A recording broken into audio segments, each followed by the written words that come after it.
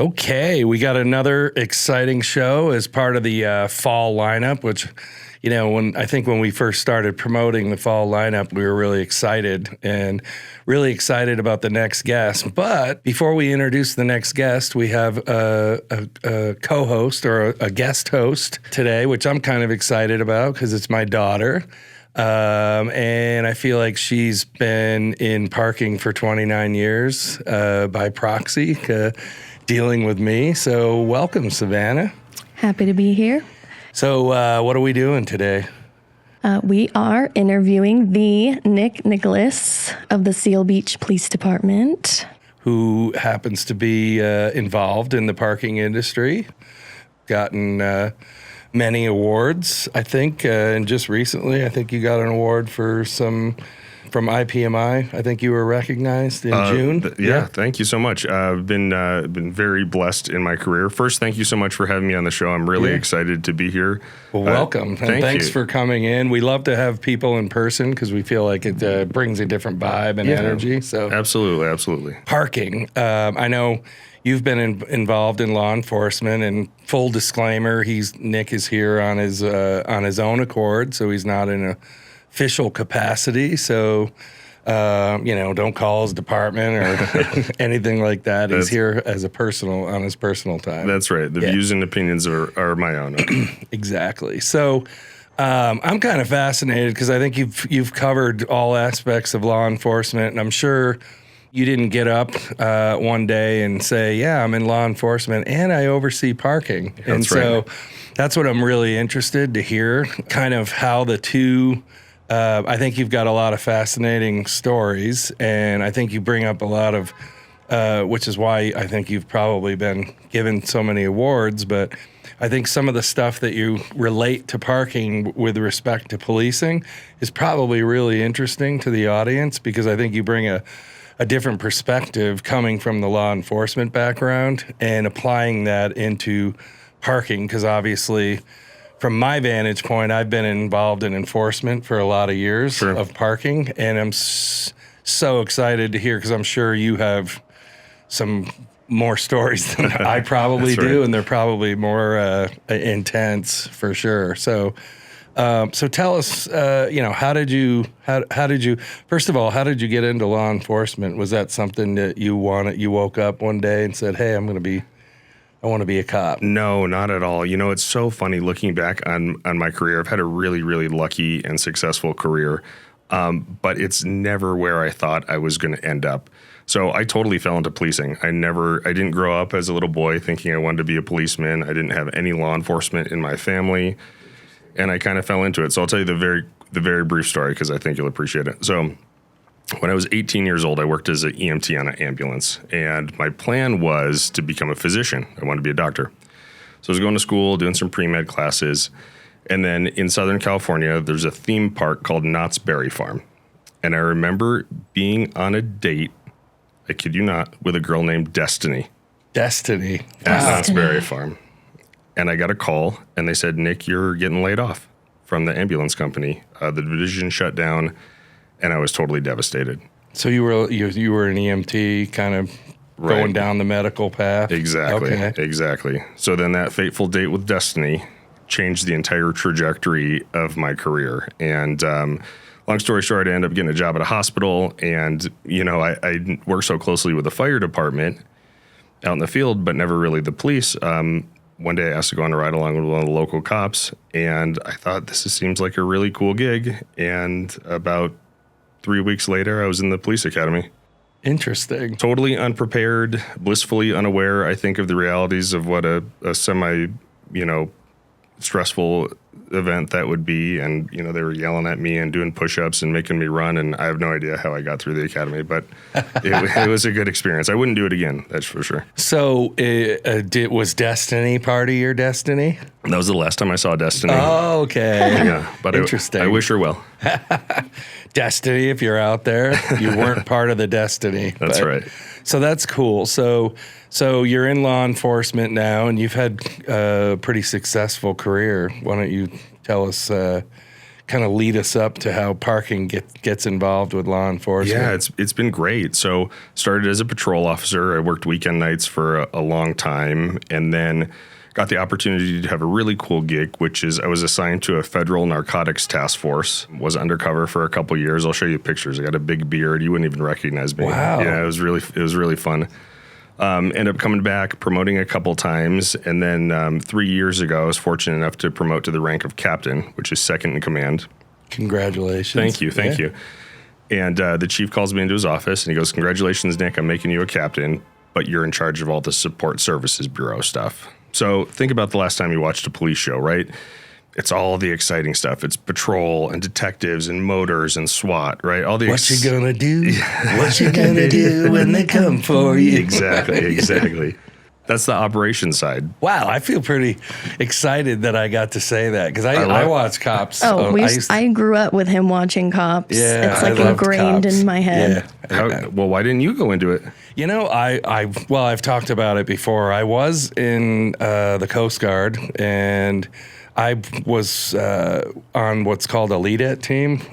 So Coast Guard's primary mission is search and rescue, but then there's fisheries, there's all kinds of things. And so I was on a lead-at team, which there was 23 lead-ats throughout the country, and we did boardings off of Navy ships when Ronald Reagan and Herbert Walker Bush, the elder Bush, got the Navy involved in the drug war down in the Caribbean. And so we would do boardings off of Navy ships. So when I got out of the Coast Guard, I thought I did want to be in law enforcement. So I actually got on with the sheriff's department. It was kind of a short stint. And then I wound up in Colorado. And In parking. in parking! And Savannah, you weren't inspired by watching all those episodes of Cops to go into it? I don't think I'm cut out for that. All right, fair enough. Savannah, yeah. You might be. You're tough. I think you could handle it. Yeah. Probably. Yeah. I mean, I have 3 kids. See? Yeah. Wrangling a zoo. Your household is like Cops every day. Cops every day. That's fair. And anyhow, so you know, I get put in charge of the Support Services Bureau, which is not the sexy stuff that they make police shows about. It's records and training and internal affairs and hiring and recruiting and a whole bunch of other boring stuff that nobody grows up wanting to do, but it's really important to run the police department. Yeah, it's a necessity. A critical piece almost. Exactly, including animal control. I didn't know anything about animal control and parking, which I knew even less about. I think in my whole career I wrote maybe a dozen parking tickets. So what did you do in animal control? Because police dogs are intense. Sure. Were you part of the training of the dog? No, not part of the training of the dog, but we manage animal control services in-house. So it's actually very similar to parking in a lot of ways. It's dog licensing and data collection. Okay. Right, exactly. So not like the dogs that police the dogs. department would utilize. Right. Okay. Right. Interesting. Okay. So, and then in addition, parking, which I think our city is unique because all of parking lives in the police department. And I know a lot of cities, you know, enforcement will be in the police department, but the city manager's office will have a slice of it, or finance will have a slice of it. For us, everything is basically on my desk. So it's citation management, vendor contracts, agreements, permitting, everything related to parking. Wow. So is in the police department. So anything within the city parking related. So do you have an on-street and an off-street component? We do. Okay. So you're like that's wild. So, It's wild considering the fact that, you know, they're asking a policeman to handle parking. It was definitely a huge learning curve for me. Interesting. Yeah, I remember when I think I first met you, Julie Dixon kind of made an introduction to us, which we just recently had on. And it was interesting to me because you were at the IPMI conference. Right. So you're like deep diving into parking. That's wild. I'm way more involved in parking than I ever thought I would be. But it's been good. You know what? I joke about this, and Julie's great. She's sincerely taken me under her wing and really taught me a lot about the parking industry. But I'm not passionate about parking, you know, sorry if that offends any of the listeners here, but you know, I didn't grow up wanting to do parking, but you know, honestly, does anybody? Yeah. I know. I don't think anybody grows up thinking they're going to be in parking. But you know, I certainly didn't. You know That's what's for sure. so unique to this, though, is that you know, my time here in parking, I realized that nobody ever leaves parking. Right. I hear people jumping ship to their operators or other cities, but nobody ever leaves the industry. Why is that? I mean, just looking from the outside in, it seems like the longevity of people in the parking industry is. And why do you think that is? I couldn't tell you. I think because you fall in love with it. Yeah, I mean, I think I've become passionate about parking. I personally think people get into it because it's unique in the respect that you're not like strapped to a desk. But parking carries a lot of important components. So I remember, being in a stairwell cleaning up, feces from somebody, to then being at the mayor's office talking about, parking or on a mayor's commission. So I mean, that's what I've always loved about it, because you're not really strapped to a desk. And I got to, be in the sales side of, so you're out, walking properties, trying to, get additional business. So I've always enjoyed parking just because I couldn't picture myself being a cubicle or a desk guy. So. Well, I guess, I still consider myself an outsider in the industry, but what really attracts me to this industry is that parking touches everything, especially from a municipal government perspective. I mean, parking is a public safety issue. It's an economic issue. It's a mobility issue. I'm preaching to the choir with this audience, but it really does touch everything. And that's really exciting, especially when you look at good governance from a more holistic perspective than just one aspect. But the thing that I really like about parking people is you guys are a lot of fun. Yeah. You think cops like to drink and party? No, not at all. It's the parking people that like to party. I know. If you're a listener and you haven't attended one of the parking conferences, it's pretty intense. They know how to party for sure. It's quite. I've been to one. Yeah, you were in New Orleans, right? I got to go to New Orleans. Yeah, absolutely. Yeah, so we like to have fun, right? You could probably say that about a lot of conferences, but I think parking is definitely at the top of the list, the top party school. That's right? Absolutely true. I've been to a lot of different conferences, and parking people are a lot of fun. Okay, so now you're in parking. So when you first got this promotion, tell us how you felt like when they said, okay, you're police captain, you're second in command, but we need you to, to be full disclosure, these are critical things that you oversee for sure. So was it like, yeah, and then, oh, or was it, yeah, Probably not, yeah. Probably, sure. Yeah, and then, oh, okay. I think it was, I was, obviously very grateful and excited for the opportunity. And part of me saw it as a welcome relief because I'd spent the past couple years on the operations side of the house, overseeing our SWAT team and a bunch of other things. So I thought, oh, this will be a nice change of pace. And then once I realized how much work, especially parking in my little town is, I think it was a strong dose of reality that hit me. I mean, parking is definitely a surprise. So now you're in parking. You're overseeing the parking. When did you start diving into like going to IPMIs and gaining knowledge? Because obviously, if you're overseeing, all these operations, obviously you go to a trade show to get exposure to, potential technologies that you're looking for your city.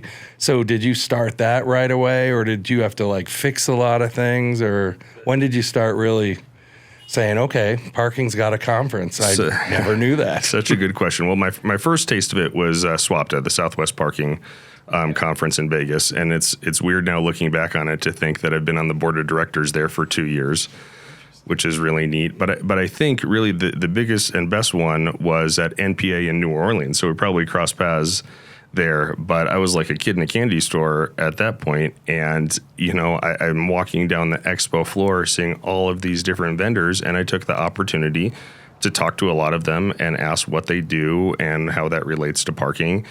And what I found is even the vendors that would never do business in my little town because we don't have a garage and there's certain technologies that we just wouldn't be compatible with us, they really took the time to explain what they did. And I thought that was really cool and very eye-opening for me. So I was grateful. And you know what? That's kind of smart on their behalf, because you never know when your parking system's going to change. You could have development that develops a parking garage, and then all of a sudden your needs change, right? Or you go to another city and oversee parking, and and it also helps your knowledge. Yeah, right? exactly.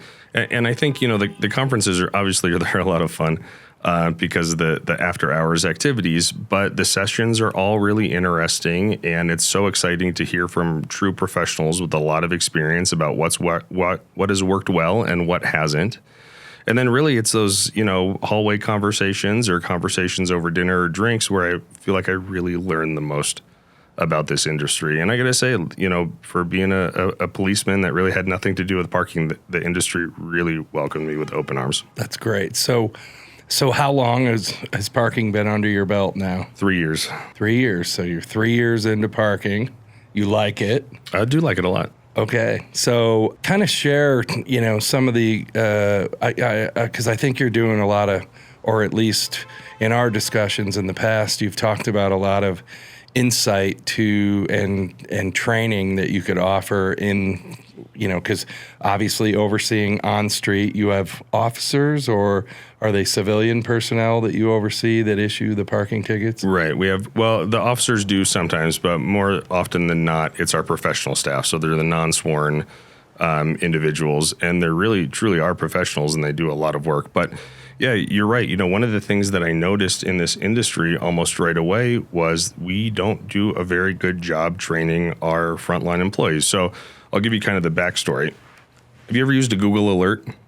I have. Yeah. Yeah. So I set up a Google alert for parking enforcement because there's a couple key initiatives that I want to move forward in our town. But what I saw was really alarming. And at least once a week, I would get a headline that some poor frontline parking enforcement officer is getting, spit on, assaulted, berated, have guns pulled on them, beat up or shot just in the performance of their duties. Right. And I mean, one headline is too many, but I kept seeing them over and over and over again. So then I'd go to all these conferences and talk to people like you and talk to other operators and other parking managers. And I say, what are we as a parking industry doing to help equip our frontline personnel with the abilities and knowledge so that they don't end up on one of these headlines? Which is unbelievable. I've always said this because I've been, even in when I was in the operator world, we used to enforce our own lots, and the confrontations, and I say this over and over, I don't know whether it's because it's, a road rage and it's associated with the cars, but people lose their mind when they're in their car. As an outsider, it makes no sense because when I park at a lot, my first thought is I have to pay for it. I don't think I would ever not pay and then just completely go after someone who's like enforcing that. It's just bizarre behavior, actually. I agree. Unfortunately, a lot of people don't think like us, though. That's right. When I started asking these questions, I got a resounding, shrug shoulders, or we do a little bit of on-the-job training. But from my perspective, that's incredible. We shouldn't be doing this at all. So what I think I have the unique ability to do now is speak both parking and policing. Right. And things that I would consider very basic, day one, week one police academy training, which I know you've experienced a lot of this. De-escalation is one of the biggest. Exactly. Yeah. And it's all in. And this is why I've always thought uniforms are important, because that's one thing you learn in law enforcement is that uniform is a de-escalator in itself. And then it gets to how you're standing, right? Where your hands are positioned. Like your entire demeanor is all part of the training that goes into de-escalating a situation. Right, your command presence. Yeah. And then there's other really simple stuff that I think situational awareness. Right. And if you were to ask somebody what that means, they'd say, oh, just being aware of your surroundings. But what does that actually look like in practice? One of the things that really frustrates me is that we equip our frontline people with e-ticket writers or handhelds, and it's basically your phone, right? And when you're writing a ticket, your attention is 6 inches from your face, and you lose awareness of everything else that's going on around you. And then, somebody who wants to harm you is going to use that moment and that opportunity to take advantage of And you. it only takes seconds, right? Even if you're looking down there at seconds. So kind of, I mean, without going into the whole training, I mean, how did you, so you started to recognize there was clearly an issue from the Google alerts and Right. things and the frequency in which it was happening. So that you probably had a moment, I have to train the professional, you know. What does it look like? I mean, does it look similar? Did you use kind of the similar model of the de-escalation, the awareness that a law enforcement officer would get? Or Yeah, there's so many interesting components of it. I think it really starts with empowerment, though, because at least on the municipal side, more often than not, the people who are out there enforcing our parking regulations, they're kids, right? They're either college students on a college campus, or this is their first, job in policing or enforcement. They're just trying to get their foot in the door somewhere, or they're straight out of school. So they might not have that life experience that tells them how to interact with somebody when they're in a violent confrontation. The other thing that I think is really missing from this conversation is that I argue that our frontline parking enforcement personnel, they have more visibility and more contact with anybody in the community than anybody else who works for a city or an operator. Certainly more than cops, right? We're lazy. We don't like to get out of our cars. Right. But our frontline parking enforcement, they're walking our busy downtowns and our main streets and answering questions and giving restaurant recommendations. They're really, truly ambassadors for our agencies. And more important than that, they know their areas better than anyone. They know if there's a new pothole, or if a street light is out, or if a pay station is broken, or, if the grass hasn't been mowed. So they're the eyes and ears for us from a public safety perspective. And I don't think we're doing a good enough job really empowering our frontline people to understand how important their job is. So I think that's one of your missions, right? Is to kind of shed some light on this area, because I agree with you. I don't think there's, over the years, has been a lot of focus. I can share a story that I have in Denver. I forget, it was probably 15 years ago, but I was training a new enforcement person, and it was nighttime. And typically we would take the enforcement people off probably around 1 o'clock, because anything after 1 o'clock, and sometimes it was midnight, depending on the neighborhood. Anything after that, nothing really good happens. And so these people were throwing bottles up on the parking lot, and they were smashing. So of course I ran over to tell them to stop. And the next thing I knew, I'm surrounded by like 5 people. They ripped the handheld out of my hand and threw it. And then 2 of them got my hands behind my back. And then one of them, so the guy I was training was like, dude, that's an off-duty police officer, just blurted it out. And I don't know where it came from, but it saved me from being thrashed. That was a smart move. Yeah, so they let me go and they all started running. But I learned right there how worth it was at 11 o'clock at night but I was always passionate about, I managed the lot, and, I didn't want bottles and glass all over the place. So, and that's part of, I think, what I've learned here over the years is we've told people, don't get into a confrontation. I mean, one ticket, walk away, right? Not worth it. And so I'm sure, do you guys have that kind of mentality as well? Absolutely. And I try to put it in perspective. And in some of my trainings, I show videos of people who get seriously hurt. And afterwards, I said, what was the crime here? What's the violation? Illegally parked vehicle. Who cares? In the grand scheme of things, you'll get them next time. It doesn't matter. Nobody's murdered, right? No, why put yourself in harm's way? So are there, you probably have stories I think you've shared. There are people that have been killed, right? Absolutely. Absolutely. Okay. I can give you headline after headline. It happens all too often. So again, I think what you're trying to do, which I think is great, because there's still a significant, there's a lot of automation coming.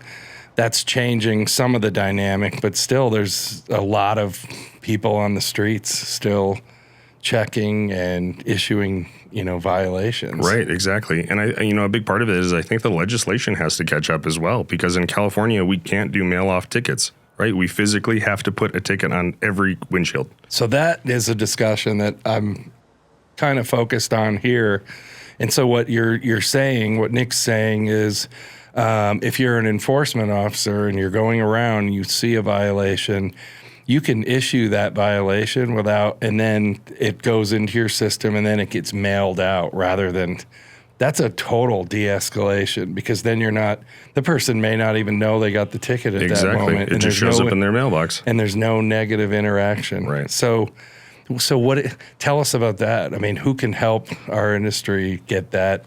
Well, I think that a lot of people can help. I think a lot of this comes back to vendors, right? Because vendors, you have the means, right, to kind of push a lot of these initiatives forward. But I really come back to the parking industry groups like the California Parking Group has a very, very powerful and strong lobbyist. He also happens to be the same lobbyist that we use for the California Peace Officers Association. Okay. So he's very well connected and tied in, but it's just being able to have these conversations with legislators so they understand the realities of, we're not just going to be driving up and down mailing tickets to everybody all day, but we're going to use this to make cities more efficient. I think it's a great case for, even the fixed notice in the mail. Like it's a great case for that because private lots right now are not, a lot of them are using cameras. California's different because, and every market's different depending on what kind of legislation, but California's different because accessing data from a private sector is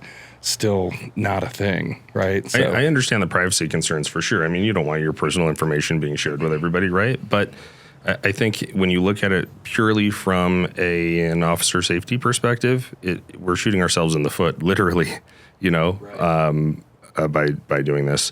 But, I think there's also another really important component that we're not talking about enough in this industry, and that's well-being, wellness, and mental health, especially for our frontline personnel. We hear a lot about this with police officers, and we know that police officers are much more likely to die because of some medical issue rather than being feloniously assaulted by a bad guy, right? Being shot and killed by a bad guy.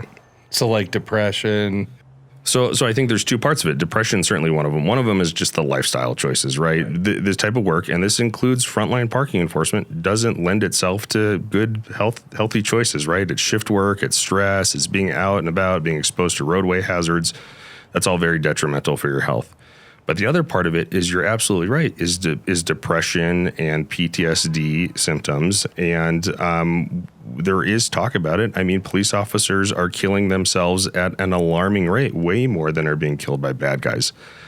So I found this really interesting study, and it looked at a police department in Minnesota during COVID and after the murder of George Floyd. Can you think of a more stressful time or place to be a police officer? No, I can't either. Maybe like the 92 riots in LA, maybe. Right. But the researchers looked at the level of stress and PTSD symptoms amongst sworn gun-carrying police officers and the civilian professional staff members at the department. And what they discovered was there's no significant difference in the level of stress and PTSD symptoms, whether you're a gun-carrying police officer or you work in a professional staff. Interesting capacity. And why do you think that is? Because the professional staff, obviously you can correlate. If you're enforcement, you have these moments of negative. You're surrounded by negativity, right? And your interaction with people is not good. So there's some kind of correlation because you see a lot. But when you say professional staff, why do you think that is? Do you think because even though they might be in an office somewhere, they're still exposed to the business of policing? Yeah, that's exactly right. I think vicarious trauma is a thing, and I've certainly experienced that myself. I know how stressful and traumatic things can be, even if you're not there, even if you're just associated with it.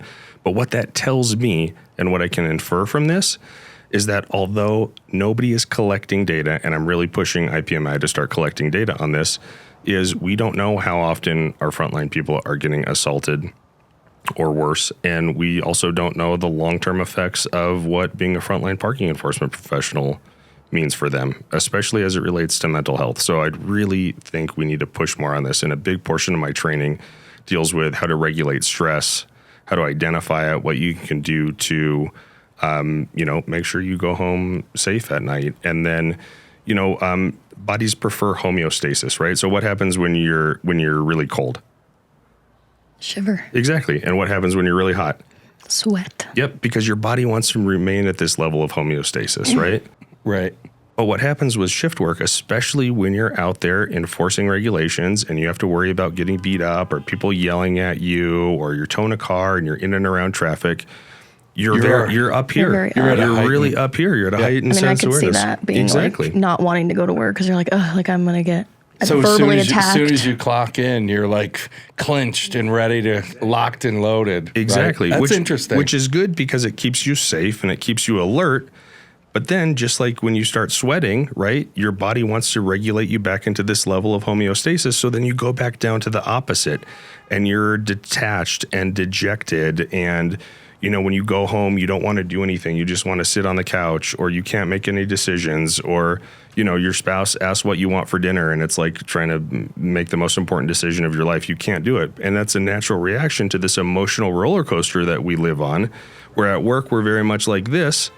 And then at home, we're the total opposite, down and quiet, and we just don't want to. We don't want to do anything.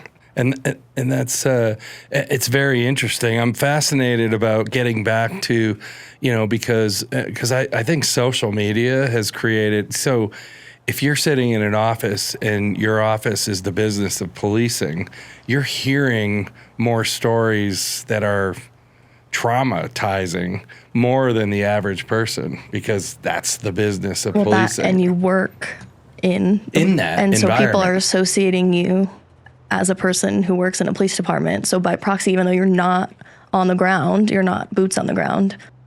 Yeah, but you're also exposed. Like, you know, I'm sure there's interactions with the police officers. You're hearing what two police officers might have gone through that night. You know, a tragedy, a car accident, a drunk driving, a murder, all kinds of things. So you're exposed to that. So that makes sense to me.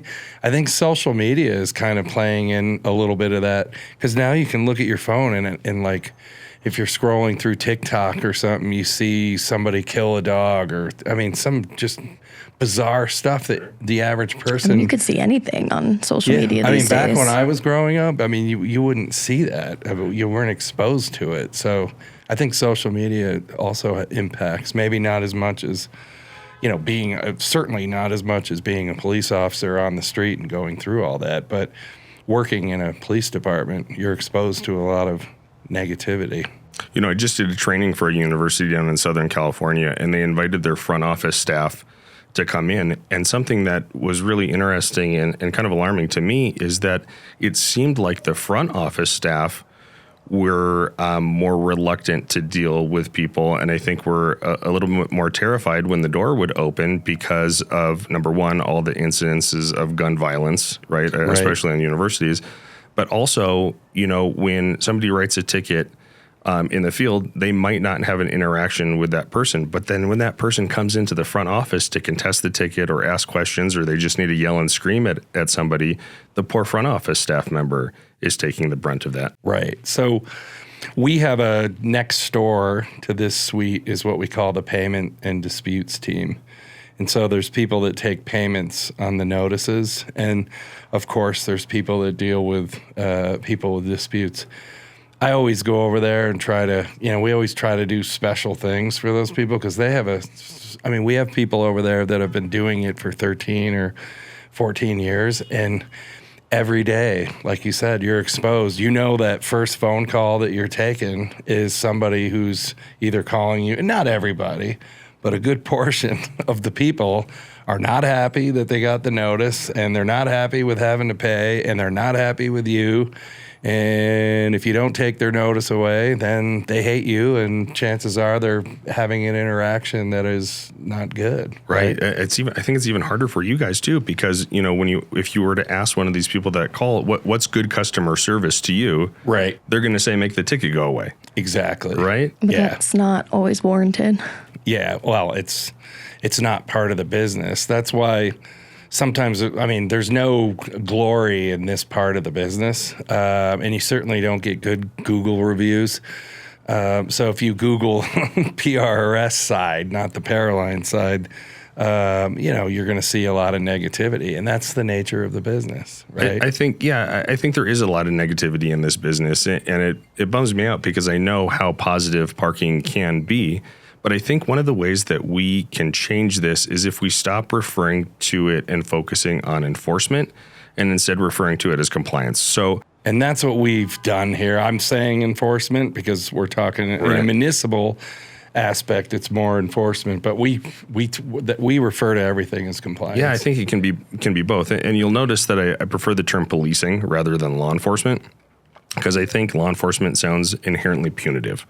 And that's not our job. So, Savannah, what percentage of a police officer's day do you think is actually spent enforcing the laws? 10%? Yeah. And I think if you were to ask most people, they'd say probably, 50, 60%, right? I think 10 is even being generous, maybe 5%.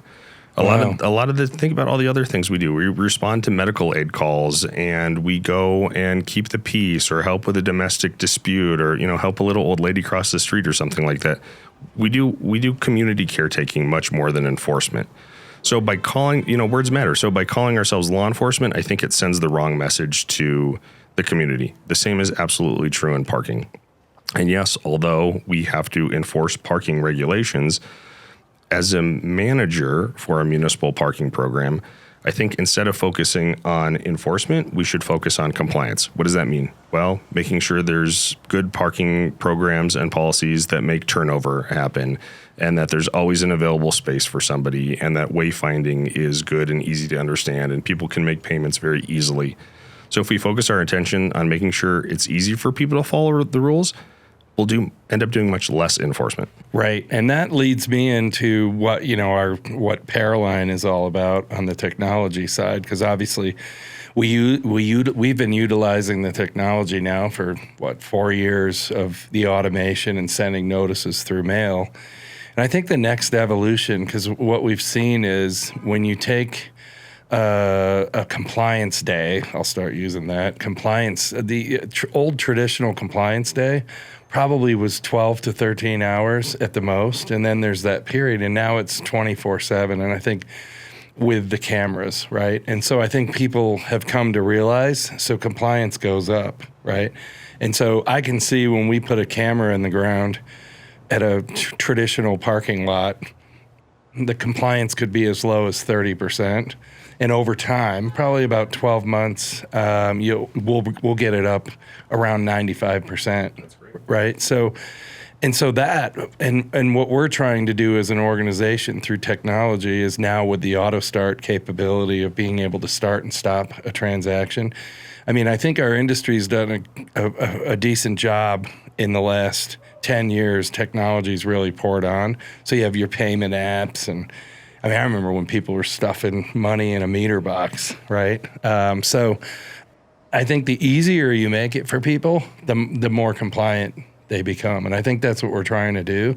And, when I have a news reporter call, they're like, well, you just want to write tickets. Well, not really. I want compliance for my customers to go up. And that's why we're shifting our model more to technology, software for services, and then providing that data and the insights that go along with parking sessions and all of that. So it's really interesting to see all the innovation that comes out of the private sector. And it's something that I think about quite a bit. And in government, it's so difficult to innovate and to bring on any change. So it's so refreshing to hear that you're doing these and you're having really good results with it. Something you said a while back, sometimes the legislation or the regulation is kind of slow to react. And so I think that is something as the technology evolves that, and I've been pushing for, we're pushing NPA. I know NPA does a lot of great work on kind of the governance side and in certain initiatives, but I think as an organization, as an industry, we need to do a better job collaborating on things, because I think right now regulation and the government entities and municipalities, if you look at some of these ordinances, they're so outdated. And when you start pouring on the technology like we are, it hasn't caught up. Exactly right. We're dealing with this in my town too. Some of the municipal codes haven't been changed since the 50s. Yeah. And so what do we do as an industry to help the municipalities, right? I think we need to do a better job of telling our stories. And I'm so grateful for podcasts like yours, where Right. you're bringing in all of these varied guests with a lot of different experience. And I hope this reaches an audience that's larger than just people in the parking industry.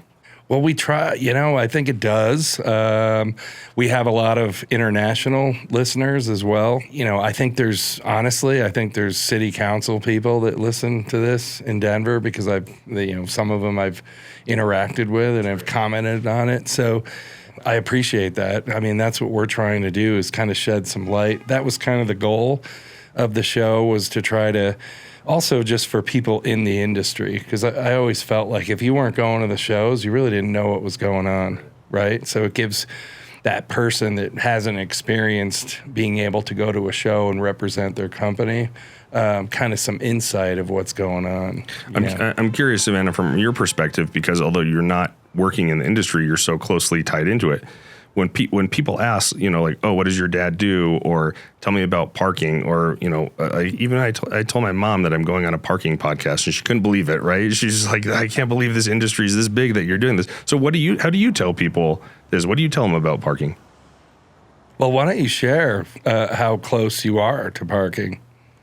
Now, from not just me, your husband's in parking. Oh yeah, my husband is also. You couldn't escape it, could you? He's on the parking op side, so I usually just start by saying they're in parking, and then a lot of people are like they park the cars, or I'm like, no, they enforce the parking lots. Compliance from like a ticketing standpoint is like if you don't pay, you're gonna get a ticket in the mail. So that's when you're explaining me, but your husband's more on the operations side, right? So that entails a lot of other things like maintenance, snow removal, managing the lots, fixing rates, changing putting signs, up signs, getting new business, striping. Yeah.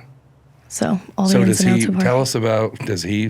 So when you're at that party with all your friends, and you're telling people that your dad and husband are in parking, what is their reaction? Can I get free parking? Makes Always. sense. It's like, can you sign off on my ticket? Yeah. I mean, they have a lot of questions about it, but a lot of it is just, they don't obviously like getting parking tickets. They think. Yeah, well, that's a small portion of parking, but yeah. But it's true though. Like that's what people associate with this industry, right? It's just We're just out parking tickets. there. We're just out there to ruin people's day and tow their cars and put boots on and give them tickets, right? Mm-hmm. I've often said, because Dani and I will banter back and forth because she believes there's brand loyalty in parking, but I believe the best parking experience is the one never remembered, because you don't want to think about parking. You're going somewhere, you have a destination, and the last thing you want to do, if you do remember parking, it's usually not for a good reason. Right. Right. It's so funny you bring this up. I literally just had this conversation with some of our city council members who, a lot of them, I think it's a good thing, have taken a keen interest to parking. One of our city council members has read, Shoup's book cover to cover and has made it his mission to become a parking expert, which is great. But I tell them, we're spending a lot of time talking about parking because it's a very topical issue right now in town. But our goal is let's make parking frictionless and forgettable so that we don't have to continue having these conversations and that we don't have, angry constituents and that my parking people are safe. Absolutely. I think also people don't like to pay for parking, but I think for the most part, everywhere we live or where we go, pretty much you have to pay for parking, except maybe in rural communities. But even that's changing, in some of the small mountain towns or these towns that never had a parking program. Right. I think one of the worst programs you can have is no program, because it's frustrating, it's chaos. You have people, it's crazy. And then you can probably appreciate this. If you do implement a paid parking program in a small town, it's like, okay, we're going to meter we're going to go to paid. We're going to have some, timed spaces that are farther out. And then all of a sudden you're like, God, we solved the problem. And now all of a sudden you push people into neighborhoods. And then all of a sudden the neighborhoods are complaining because there's nowhere to park because that's free. So you just it gets more complicated, right? Because now you have to have an RPP program and all kinds of things. So we did that down in Manitou Springs, which was a small town. And when you started solving one problem, you created another. Yeah, all these unintended downstream consequences of your actions. Yeah. I guess that means there'll always be job security in parking, right? Yeah. So it never sleeps. It was interesting because when we initiated, I mean, these are real discussions in a city council chamber. So what was happening is Manitou, we implemented the RPP program, but then all of a sudden it's like, I own this house. So I pull up and I park in front of my driveway and I go inside. Well, somebody else thinks that that's okay. And so then they pull into somebody and block somebody else's driveway. So there's just all kinds of things that are, so it's like we're discussing in city council saying, if you own that resident, you know, because from an enforcement standpoint, if an enforcement officer comes, they don't necessarily know that that's your house. Right. So the constituency and the public said, I want to be able to park in front of my driveway, right? So it just becomes convoluted, you know, complicated. I should be able to park in front of my driveway. I mean, I do that sometimes in my neighborhood, but we're in a suburban, you know, neighborhood where it's not an issue. So a lot of challenges. Do you see challenges like that in your community that come up? I'm sure. Sure. I mean, we're a little beach town in Southern California, and there's not a single beach town in Southern California where parking isn't a premium. You know, our town was laid out over 100 years ago, and especially in our downtown area, nobody ever thought about parking 100 years ago when they rolled out the streets. So it's absolutely true. We have a very busy main street, and it's a popular tourist destination. I think the spillover effect is absolutely right. People don't want to pay, or they don't want to move their car, so they go into the neighborhoods. Then the neighbors are pissed off, and now we have to manage one problem. You know, in California, we also have another interesting issue. There's totally a housing issue in Southern California, a housing crisis, if you will. And there's a lot of people, and many of them sadly don't have a place to live or a place where they can afford to live. So the state has said, you know, we're going to make it really easy for developers to build affordable housing, which is great. We absolutely need this. The unintended consequence, though, is obviously traffic and congestion, but they've made a cutout and an allotment that says developers really don't have to build parking. So now you have, you know, 100 or 1,000 unit development where there's maybe 15 parking spaces. So where are those people going to park? Right. Where are they going to park their cars? And in Southern California, there's no usable public transit system. It's not like Chicago or New York. You have to have a car in California. Right. And that means you have to park it somewhere. And that's kind of, I know we're getting into parking minimums now. I think the city of Denver, you know, I was on, I think, Higginlooper's commission years ago where we rolled back the parking requirements. So, you know, if a new developer was developing building, you know, they had to have so many per square foot a parking space. And so I think he rolled that back. But the reality is we're not a commuting, you know, until I can, you know, commute from Colorado Springs, take a train to Denver, go to Fort Collins, go to the mountains, like we're not really there yet. So people have cars. And I think, you know, we've reduced the size of the streets downtown for bike lanes, and I get it, the mobility model, but you know, when you go down to these cities and you see these bike lanes, it's, you know, now there's a congestion problem because you've reduced the number of lanes, and the bike lanes are never full. And I know this is a topic that everybody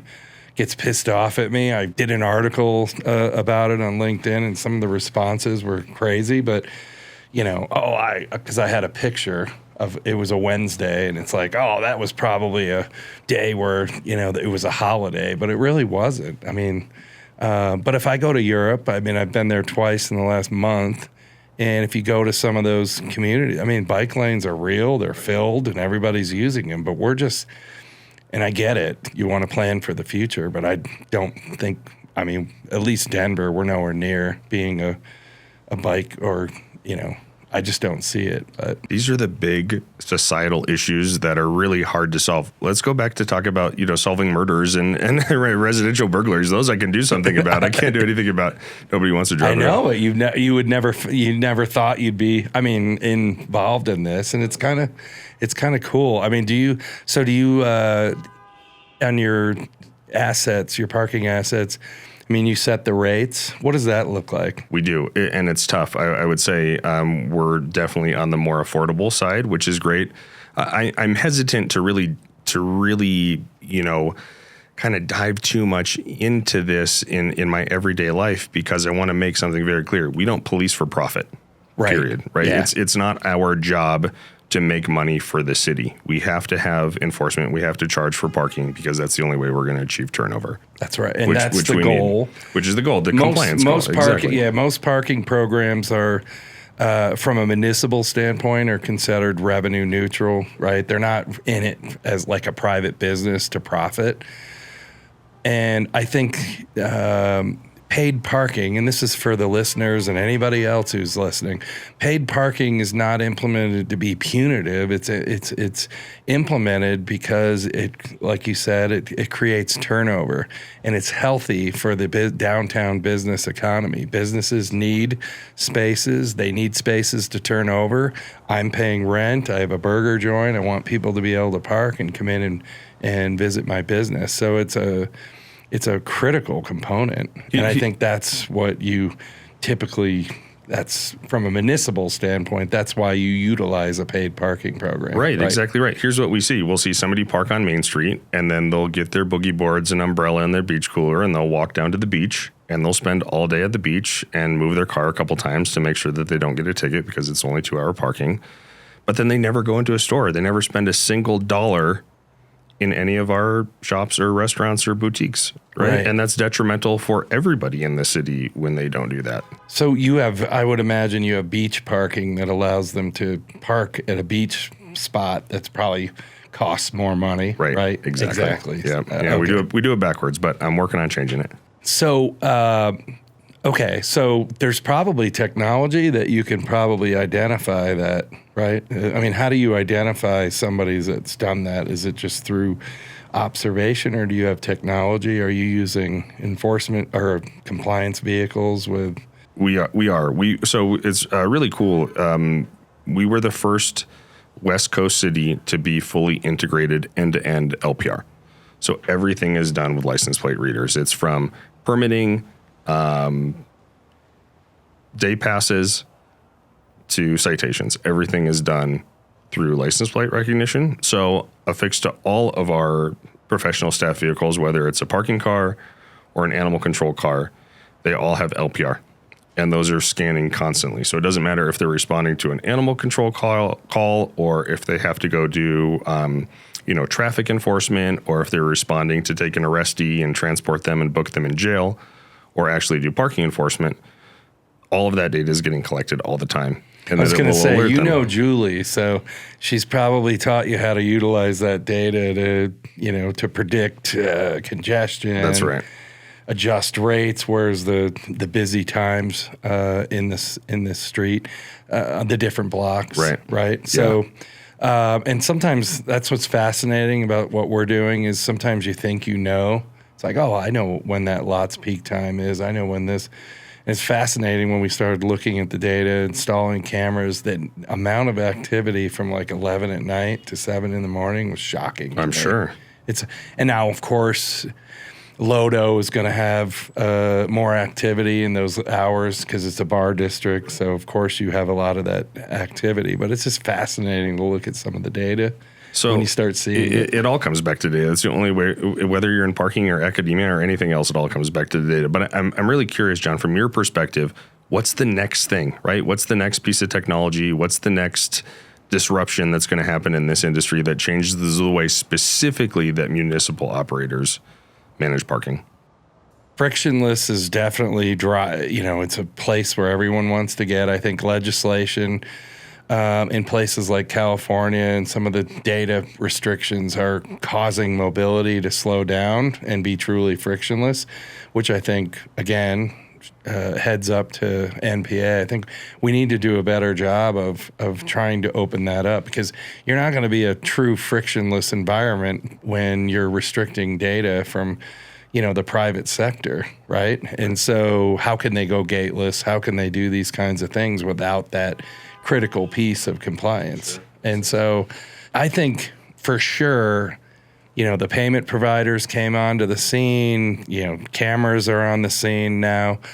I think you're going to start to see a merge, in my opinion, you're going to start to see a merge of some of the big players like Google, like Uber. I mean, I was in London and we're using the Uber app in a boat. I mean, all kinds of different things. So, you ask yourself, why aren't some of these Apple Pay, why aren't some of these people directly, like T-Mobile or whoever, why aren't they directly involved in parking as taking payments for parking? Why? Right? Why is this, if they're doing it in Europe, why is it so slow to adopt here? Yeah, so it's like, if I was a payment provider, I'd be thinking about that, because Uber and all these big platforms have certainly everybody's using their devices. They're all over. I mean, if Apple got in the parking game, that's a game changer. And then, so I think we're going to see kind of a merge of that stuff, which makes, again, the easier you can make it for somebody, the better. As Dani has said on the show when we had Joel recently, it's kind of like some of the apps you got to download, or when you go through the process, I just want to park my car, scan something, and then hit the wallet and have it be done. But that's not the case a lot of times. I know you got to put your license plate in, but so I think that technology is going to evolve. I think on street is going to evolve as well. I think we're getting to the point where parking session is monitoring and putting parking sessions together has gotten so good that it's only a matter of time before you can put cameras on each block, right? And you're capturing. So when somebody enters the block and then they exit the block, that, within amount of time, they didn't park. But if they enter the block and they don't leave the block for an hour, they parked, right? And then all of a sudden, you can have an automated system where, okay, yeah, you didn't pay, you were there for an hour on that block, which means you parked. So I think the technology with on-street, and it's already happening. I know there's people with cameras on meters, but I think it'll get, that gets expensive when you're trying to, it's still a challenge to capture a plate from a fixed thing. So I think that the technology like ours will evolve eventually, and I think on-street will get, and then data collection becomes unbelievable. And I think cities are already collecting a lot of data from, I think I recently was talking to somebody about where the scooters, collecting data from scooters and different things. It's interesting. When you were talking about cameras by block face, it piqued my interest, because I think about it again from a policing and parking perspective. I would love to know when every car enters or exits a block face, because I know if there's a robbery or a theft or something that's associated with that business, 9 times out of 10, they're going to leave in a car. They are. And I want to know what that car is. I want to know the make, model, and the plate so that I can go solve this crime. That's right. I think the technology, no doubt, is helping law enforcement in different aspects. And I think, honestly, just if you were downtown and you see all the cameras in the private lots, I think just the presence of this technology right now is a deterrent. Sure. Because, there's cameras everywhere. Yeah. So, and I think that alone is a deterrent to say, I'm not going to go stab this person or rob this place downtown, because 9 times out of 10, I'm not even going to get out of, I'll probably be in 50 different shots or videos by the time I leave that crime scene. So, yeah, I think technology is definitely, and you probably see it more than we do. You guys are, cities have halo cameras and different cameras. You utilize that to solve crimes, right? It's very exciting. I truly, especially with, some really innovative programs that other agencies are doing, like drone as first responder, right? So if a 911 call comes in, There's a drone overhead in a matter of minutes, right? Where maybe it takes a police officer 5 or 6 minutes to That's get there. cool. That is really cool. So Which that is allows them a visual to Right. assess what's going on before they even get there. Exactly. Yeah, so I think the technology is going to change drastically in the next 5 years. Sure. Well, since we were talking about cameras, I think it's so important that we look at this from also a public safety perspective. And one of the things that I always advocate for is that we equip our frontline parking enforcement personnel with body cams. There's very few agencies in the country where the police officers aren't wearing body-worn cameras now. And it keeps the police safe. It keeps the community safe. You get an unbiased view of an incident. And the community really demands that of their police officers now. And I'm all for it. But why aren't we doing this for our frontline parking enforcement who are facing some of the same threats and, the same type of disputes? So now I'm really glad to see that agencies are starting to roll out body cams for parking staff. And I think they could also include front office staff as well. Yeah, that's interesting. I know. I mean, that's another de-escalation tool. Exactly. Right? You're much less likely to want to beat somebody up if you know there's a camera in your face the whole time.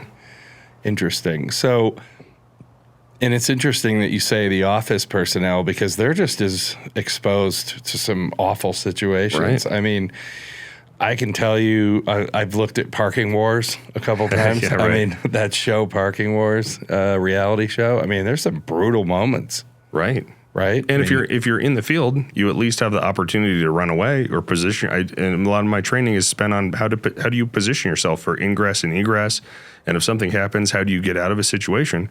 But if you're working in a front office, you really don't have that luxury. So that means that your situational awareness and your de-escalation skills have to be even more developed than if you're out in the field sometimes. So I full disclosure, my mother-in-law at one point worked for us. And she was retired. She didn't really have to work, but my brother-in-law wrote tickets. So my mother-in-law would go around with him, and they would issue tickets, on private lots.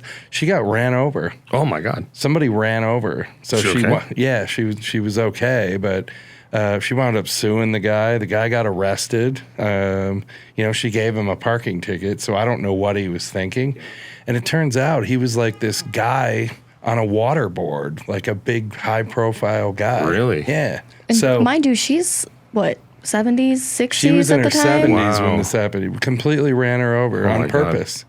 God. I mean, it was wild. So we talk about that's something we were exposed to as a company. It's How scary. It's unbelievable. So I mean, I love what you're doing. I think it's incredible, and I think the more light that we, certainly, hopefully, we can continue to help spotlight what you're trying to do, because I think it's important, and I think, I hope you feel that you're starting to get traction. I am, and I'm very grateful for it. I mean, I've been so lucky to be able to present at just about every parking conference that I've applied for, and it's been really, really well received. And now I have this great opportunity to go over all over the country to agencies and help make sure that their frontline people are safe.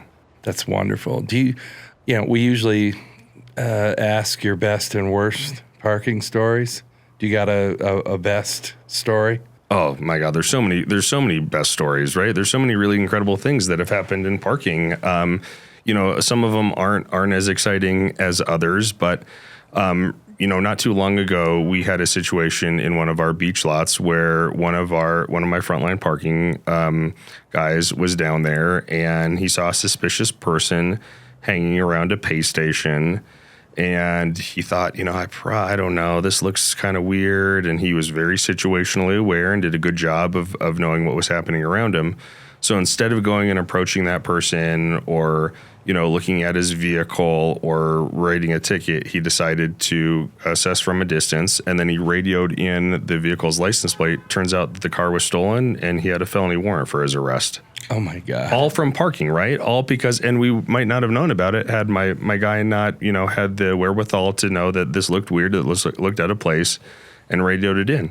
So we took the guy to jail and got the car back reunited with his owner. And unfortunately, he didn't get a parking ticket, but he did end up back in prison. That's interesting. So that reminds me of a story that I have. So we around the holiday time, we would see a lot of break-ins downtown in garages because I think the retail environment would up their game with respect to theft and shoplifting, and would have security guards. And so we were getting a lot of break-ins, and we had physical security on site that would patrol the garage. We had the little diggy buttons where they'd have to hit, to patrol. And you could go back and pull the data. They'd have a little wand. But we were still getting a lot of break-ins, and we were like, we can't figure this out because there's a security guard. And it's like, they can't be everywhere at once. I get it. So we hired an off-duty police detective to kind of watch the place.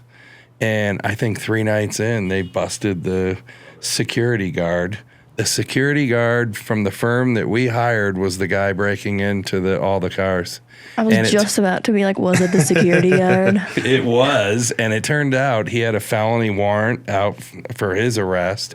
So I was like, I called the security company They not the do a next background day. check? I know, that's what I said. I mean, they have to be licensed in the city of Denver. So I was like, well, you can just imagine that I'm going to fire you guys. Right. So as soon as I write the letter, expect the cancellation notice. But it was flabbergasting. Oh, yeah.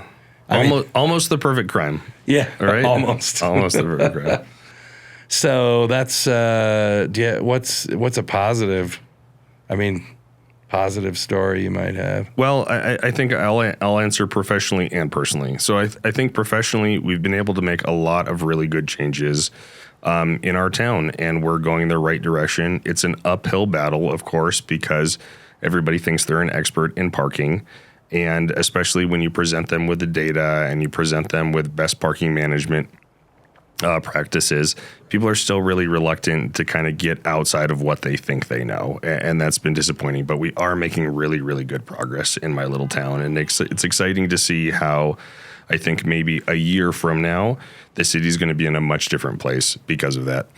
And then I'll say personally, again, I've really kind of fallen in love with this industry, not because I really care about parking cars, but because I've been so warmly welcomed by all the people. And now I can safely say that I have several dozen parking friends, and I love being able to see them and hang out with them. And they've really become kind of my closest circle of people, sometimes even more than the police officers I know. So just to everyone in the industry, thank you for welcoming, this police officer into the industry and helping me get up to speed. And I'm really excited moving forward. Well, thank you very much for coming here. I think you have a great story, and I love what you're doing. I think it's great. I think it's putting light on an area that's very important. So we appreciate that. And we'll see you at the next show, or Sounds we'll good. see you around. Yeah. Appreciate it. Thanks. All right.